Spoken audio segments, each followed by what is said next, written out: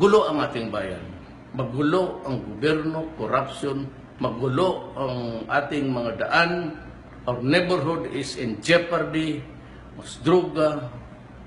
Alam mo pala ang Shabu, it shrinks the brain, sabi ng mga doktor, kaya ang Shabu wala ng rehab. All the rehabs will fail because your brain has so many dead cells. Now, you do that to my country. I am not desperate, pero do not gamble on me. Talagang hihiririt ako. May mga human na nakikinig ko lang ka, I said openly, there's no such thing as fighting the criminals na hindi bloody. It's a war against criminals. Kaya sinasabi ko lang yan, kasi pag may namatay dito, human rights ka agad, parang sinalvage yung extrajudicial killing. Of course not.